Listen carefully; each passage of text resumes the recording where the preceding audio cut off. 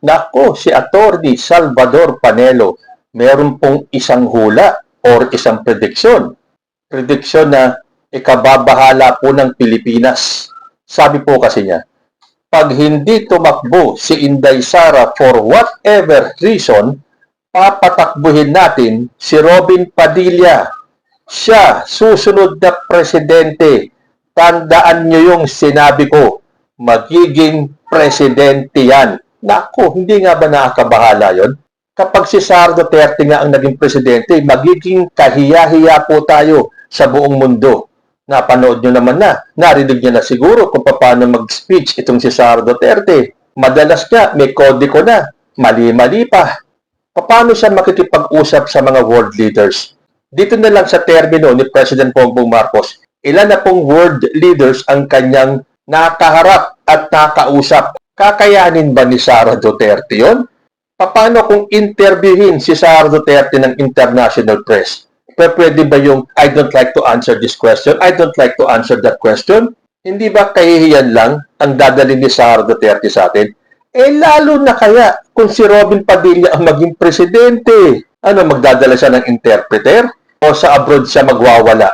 Doon siya magkakalat ng kanyang mga statement na mga walang kabuluhan. Yung bang nagfi-feeling matalino, yung nagfi-feeling na ang dami-daming alam, samantalang pinagtatawanan na siya ng taong bayan, dahil halatang pilit, dinadaan lang sa yabang. Dahil kung nung 2022 presidential elections, nag-number 1 siya sa pagkasenador. Alam nyo naman, kapag may mga negative issues laban kay Sara Duterte, asahan ninyo, maglalabas ng survey itong mga, hindi mo malaman kung mga Pilipino ang may-ari ng mga survey na to. Balita ko at dun sa mga ibang survey na naglalabas ng mga mind conditioning na mga datos sa mga survey, yung iba di umano ay funded ng China. Kung hindi man, kilala naman natin kung sino ang CEO tulad ng Publicus Asia. Alam na alam po natin na ang may-ari niyan o CEO ay si Malutikia na isang diehard na DDS. Kahit na sabihin niya na hindi daw siya DDS, tell that to the Marines, Malutikia. So ngayon, naglalabas na rin sila ng survey kung saan si Robin Padilla ang top 1 pagdating sa pagiging senador sa 2028. So kahit na nagkakalat si Robin Padilla, lalo na ngayon sa impeachment trial ni Sara Duterte, ngayon pa lang, nagpapakalat na sila ng mga survey na nagpapakita na number 1 si Robin Padilla. Kaya naman pala, binabalak ng kampo ni Sara Duterte na kung for whatever reason na hindi makatakbo si Sara Duterte, it's either makonvict siya or makulong siya dahil sa mga criminal cases na kanyang haharapin, ang patatakbuhin si Robin Padilla. Diyos ko naman, maawa naman kayo sa bansa natin. Sa totoo lang hindi ko minimenos ang kakayahan ni Robin Padilla, pero por Diyos, por Santo, alam naman natin kung hanggang saan lang ang kakayahan yan ni Robin Padilla. Tapos ihaharap mo siya sa international community. Paano magsasalita si Robin Padilla kung sakaling siya ay maimbitahan diyan sa UN o nakikipag-meeting one-on-one with Donald Trump at sa ibang mga leaders na ibang bansa? Paano haharapin ni Robin Padilla yan? Magdadala siya ng interpreter? Kasi parang sigurado itong si Salvador Panelo. Tandaan nyo yung sinabi ko. Ayan, tandaan po natin magiging presidente si Robin Padilla.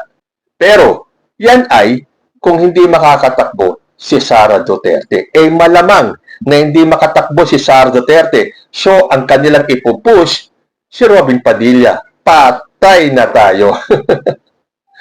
Pwede ba? Bakit hindi si Bongo kung dyan din lang sa partido ninyo? Hindi ba si Bongo ang number 1 choice sa pagka-vice-presidente? Si Robin nga pang number 2 lang sa pagka-vice-presidente. Number 1 siya sa pagka-senador. Pero pagdating sa survey ng vice-presidential, ay number 1 si Bongo. Bakit hindi si Bongo ang i-push nitong si Salvador Panelo? Tanggalin na natin lahat ng usapin dyan kay Bongo. Pero kung ikukumpara mo naman si Robin Padilla kay Bongo at kung sakaling dalawa na lang silang matitirang tatakbo para sa pagka-presidente, mapipilitan akong bumoto kay Bongo. Kaysa naman kay Robin Padilla.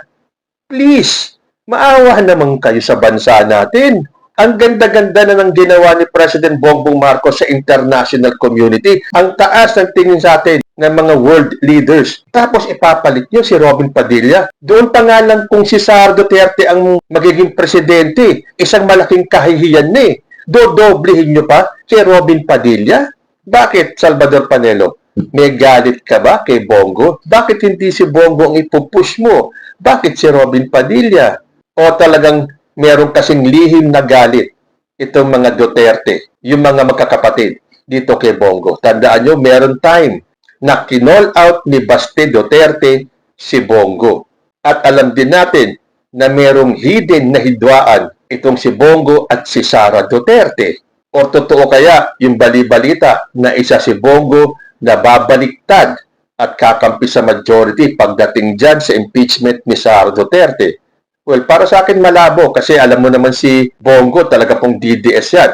But on second thought, DDS man si Bongo pero ang loyalty niya na kay Rodrigo Duterte at wala sa kahit na sinong magkakapatid na Duterte. So bakit si Robin Padilla ang ipupush ni Salvador Panelo? Hindi ba alam ni Panelo na umamin si Robin Padilla na siya ay isang komunista?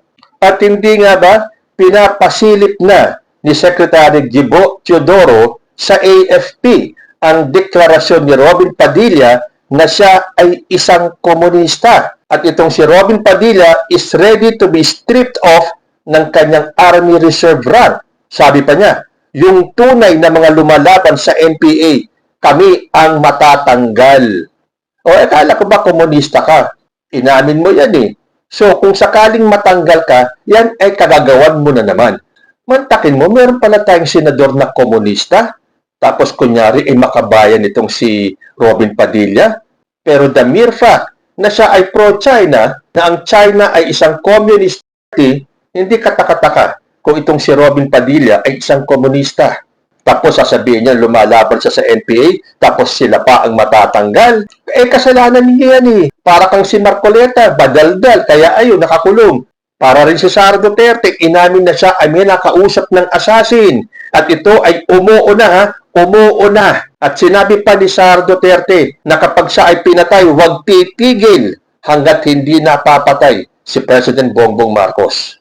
Hindi nga ba't nasabi ni NBI Director Melvin Matibag that the duty of the Vice President is to execute the law and not to execute the President. So sabi ko sa inyo, isa talaga sa magiging basihan kung bakit mako-convict si Sara Duterte ay dahil dito sa death threat niya kay President Bongbong Marcos. Well, sa bagay, kung sakaling hindi na makatakbo itong si Sara Duterte, nandiyan naman po ang ating senador na komunista na si Robin Padilla. At tandaan nyo, ang sinabi ni Salvador Panelo, magiging presidente si Robin Padilla. So, ang tanong po natin ngayon, magkatotoo kaya itong hula o prediksyon nitong si Atty. Salvador Panelo? Dahil parang hindi na hula hindi na prediksyon dahil sabi niya, tandaan ninyo, si Robin Padilla ang magiging susunod na presidente ng Pilipinas. Kayo po, agree ba kayo sa sinabi ni Atty. Panelo? Comment lang po down below and I will see you in my next video. Diyos te agmina.